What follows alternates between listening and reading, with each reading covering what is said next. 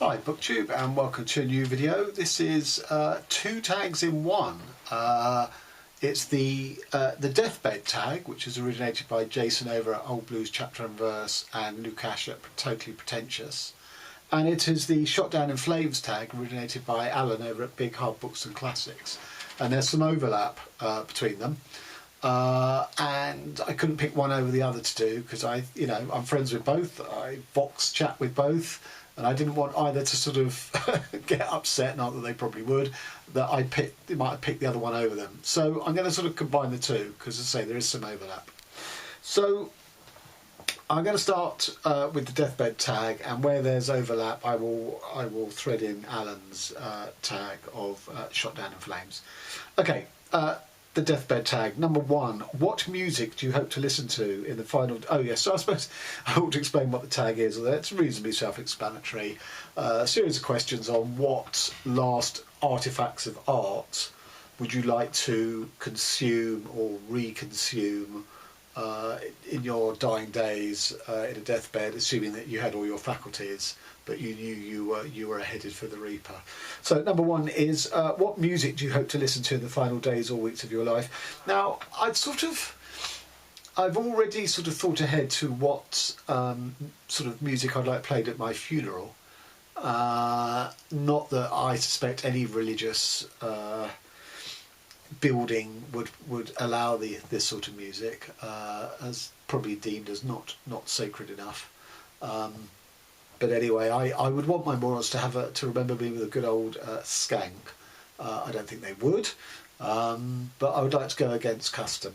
So some of the songs that I've chosen for my deathbed, I would like played at my funeral. The other thing is, I have iTunes, and I've been I used to work in a record shop, so I have an awful lot of music.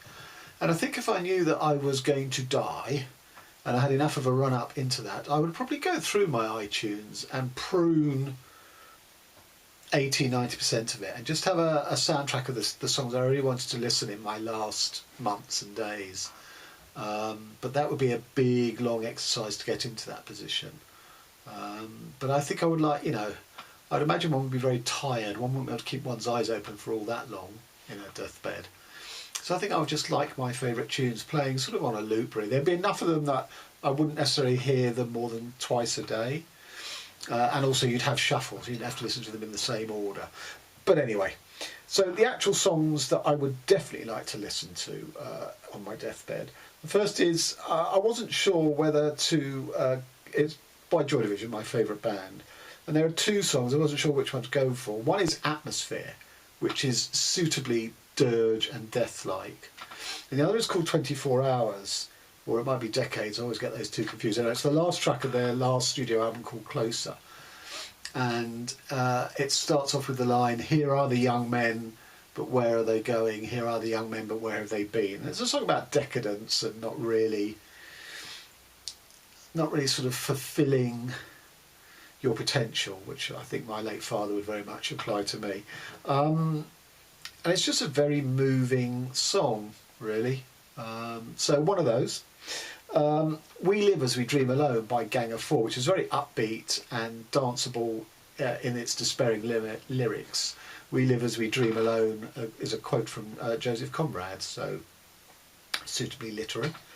The third one is IY by a Welsh industrial funk band called 23 Skidoo, which is the song that unfailingly makes me get up and dance. Now, in a deathbed, I couldn't get up and dance, but it would prompt me to throw a few last shapes, I feel, just with my fingers.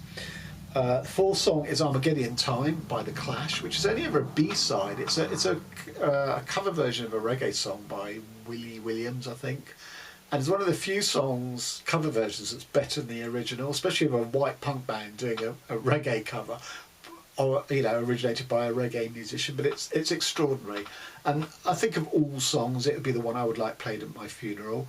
It's not necessarily about death. It's really about sort of starvation and poverty around the world. But it's just something about that song. I have to listen to it so frequently, so it would definitely be in my last hearings. How Long Jar by a band called Misty and Roots, because of all music. I mean, I'm not a huge fan of soul, but I'm a huge fan of reggae, and of the music I listen to, reggae is definitely the most soulful, and you can really hear its sort of roots back to sort of pre-slavery Africa, around the sort of the drumming from sort of Ethiopia, which very much sort of infused early reggae.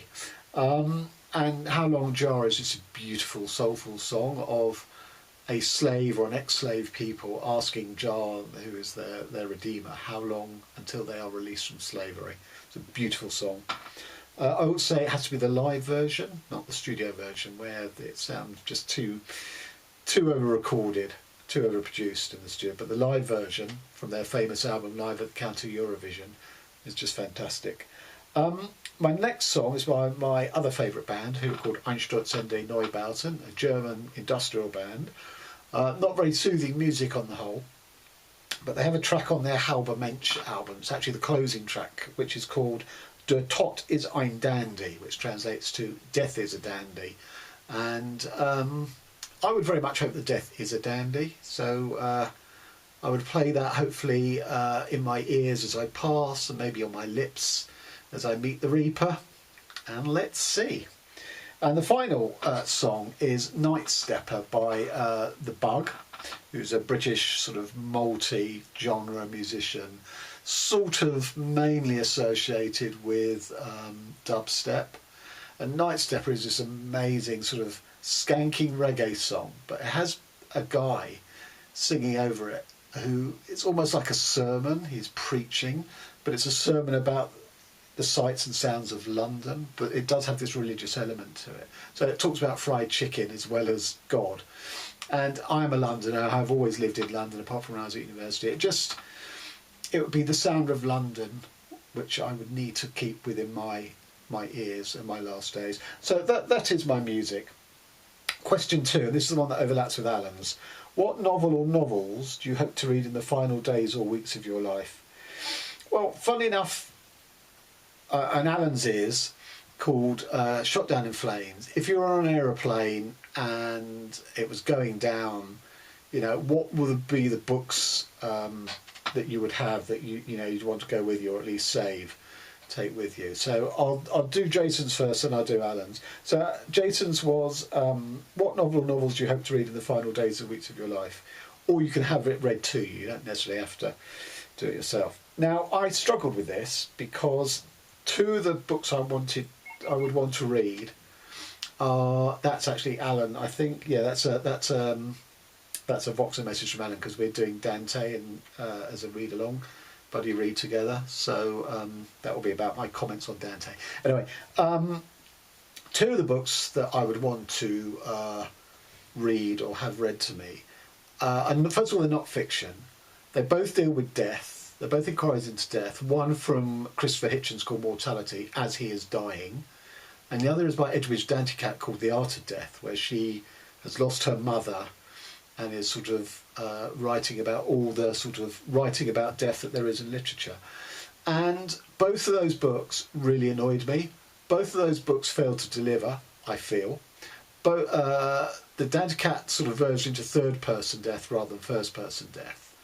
And although Hitchens did try and deal with first-person death, he had treatment for cancer, which was so painful that when it didn't work and they offered him it again, he was very much considering to refuse, because the suffering he felt wasn't necessarily worth the brief extension that it would provide, which one can understand. But it just basically neither of them provided any answers, and nor should we expect them to, because death is unknowable. But both of them combined, I read them both late last year, 2018, and the experience of reading both combined to set off a quest in me, in my current work in progress, to write a fictional version of my own death. When I say a fictional version, I mean really an exploration of my own death, which is only fictional in the sense of I haven't yet died. It's not a projection. It's just trying to write one's own death, what that means as a writer, writing death in the first person. So those books are very important to me. So I would hope in my deathbed to read both of those and my own once it's finally written and published, and I am struggling to finish it because it's proving quite tricky as a writing challenge. but I would read those two and read mine and try and judge, as I was on the cusp of passing into death, whether my book had answered what I see as the failings of those two books. I don't know. But as to fiction, I struggled with this because I'm not a great rereader. I tend to read no more than 2 books a year, and normally they're for specific reasons, not because I feel like rereading them. So last year I reread The Sound and the Fury because my son was studying it at uni and was struggling with it, so I said I'd read it and help him. This year I reread 2 books for a podcast, so I was going to talk about them, why I like them so much. So I don't really have any books I feel, in a way, if I was able to read sort of fairly tirelessly, I'd sort of just keep reading new books, I think. The one exception I might make is Ben Marcus, The Age of Wire and String, because it's a book about language and about trying to perceive human beings as non-human beings would see us, i.e. extraterrestrials. And I think that would be very interesting as one's about to cease being a human being, although you're not passing into another life form, or at least I don't believe you are. I think it would provide an interesting perspective on how we see ourselves, the way we take what it means to be human for granted, and why that might be wrong or taking us down erroneous paths. So I might like to read that, but I don't have an obvious choice. Now, as to Alan's Shot Down in Flames, the first thing to say is I don't fly, so I would never be in that position. The second thing to say is I have certain books that I would insist on being in my library, as was vindicated by when I had a mould outbreak that destroyed maybe 300 of my books. I couldn't afford to replace all 300. So I pick and chose which ones I wanted to replace because I must have them in my collection, and there's a video on that, both for fiction and non-fiction, and I'll post links to both of those. But in a way, one couldn't just say, oh, those are the books in my Shot Down in Flame, because they were from a selection made by fate, serendipity, mould, God, whatever you want to call it.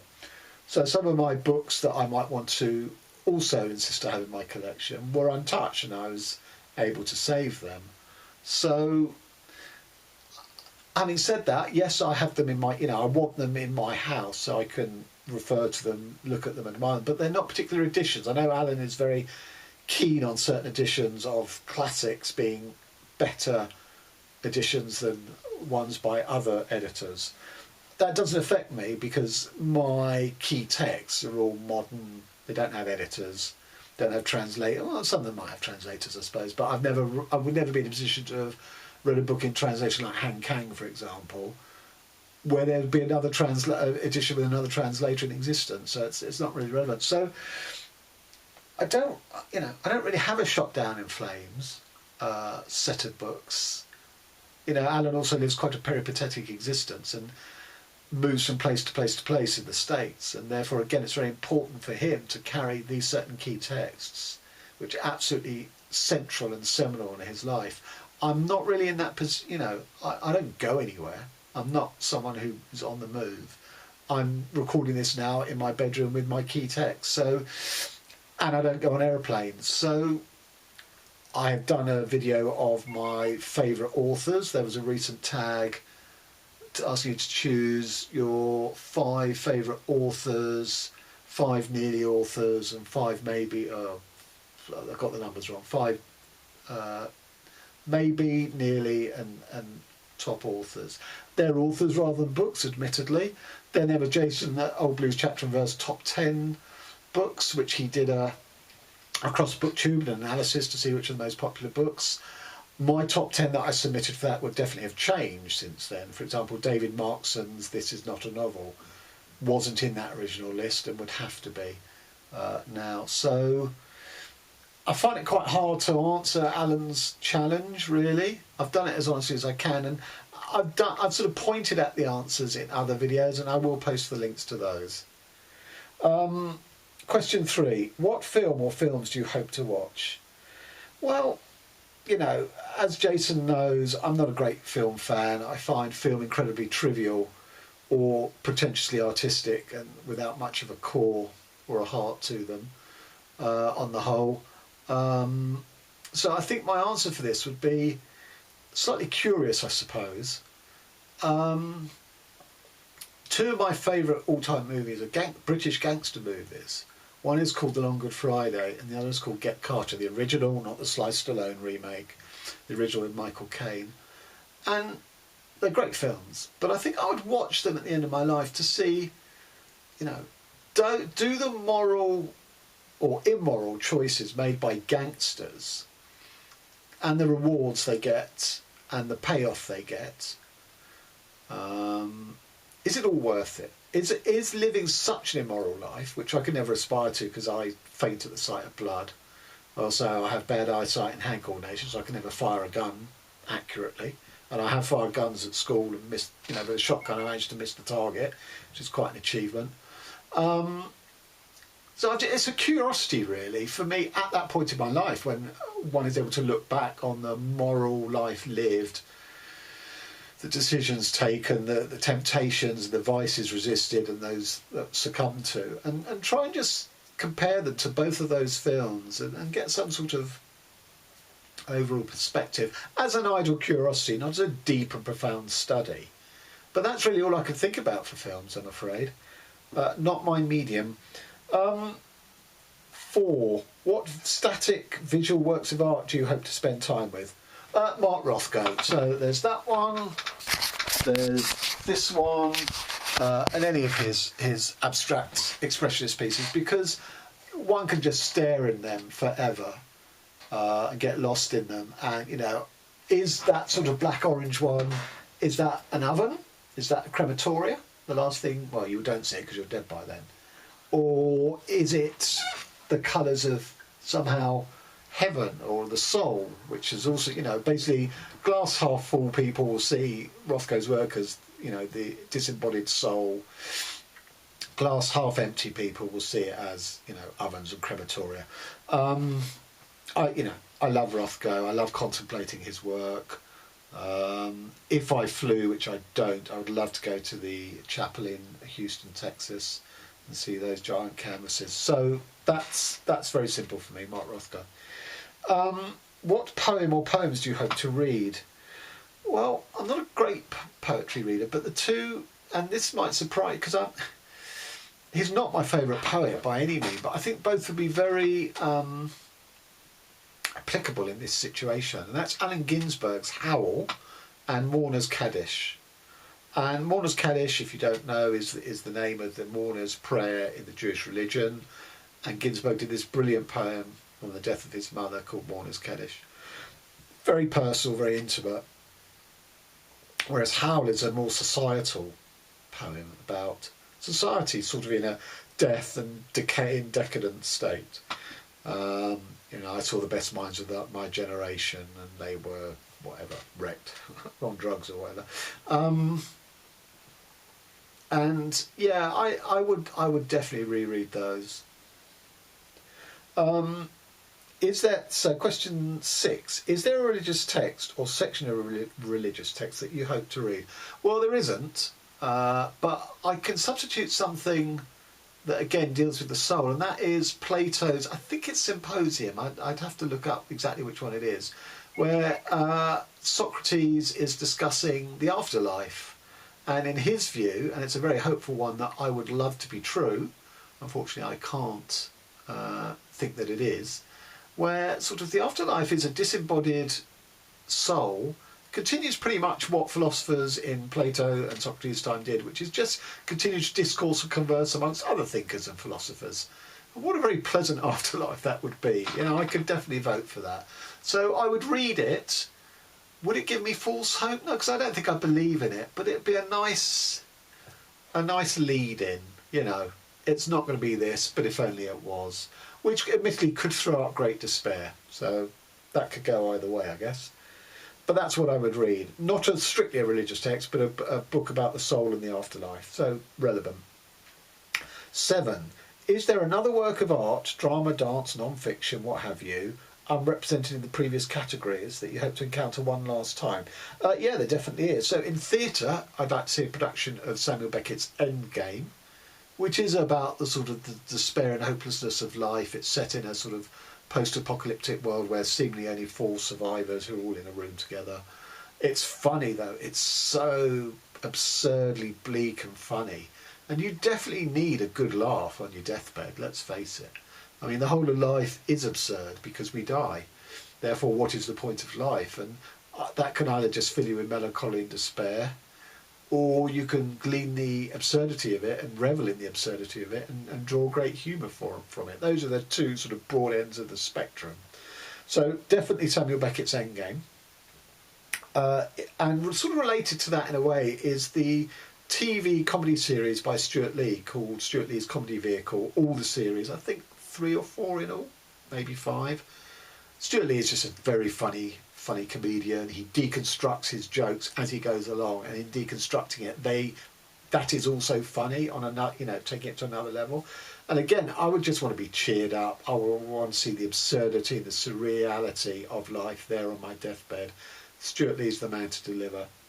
And finally, the only one of these answers that has no relation to my situation of death or contemplation of death, and that is I would like to see some classical Indian dance, probably Kathakali, which is my favourite genre of Indian dance, where the dancers, I've said this before, unlike Western dance, where it's a very much sort of angularity of bodies or swirl of bodies and curvature of bodies, Indian classical dance is very, very angular.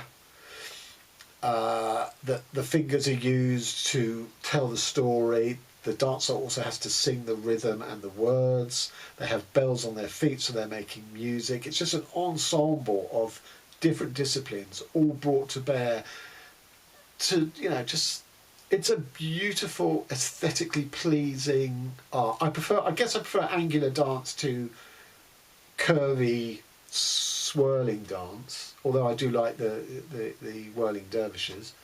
And I would just like to see a production, although if I was in a deathbed in a hospital or a hospice and you got a solo Indian dancer or 2 Indian dancers with their bells and singing and stuff, it would be quite noisy and probably not appreciated by the rest of the inmates. So there you have it. That was 2 tags in one. The last question is, tag a few booktubers who you think will be able to considering such questions about their mortality. So some older booktubers, I hope they will forgive me for saying that, not that I'm saying any of them are at death's door. I think Johnny Keane would have some good answers to this. Sean the Bookmaniac, Brian at Bookish, and then some younger ones, Elizabeth at Bookish North, Celia at Celia. Who else do we want to do? They're the ones off the top of my head. I should have prepared some answers to that. I haven't. So there you have it. So thanks to both Jason, Lukács and Alan in their different ways, their different tags. I hope you found that of interest. And I will say one thing. Death absolutely dominates my daily thinking. So not inappropriate. And as I say, my current work in progress deals with some of this stuff. Okay, so till next time, thanks very much.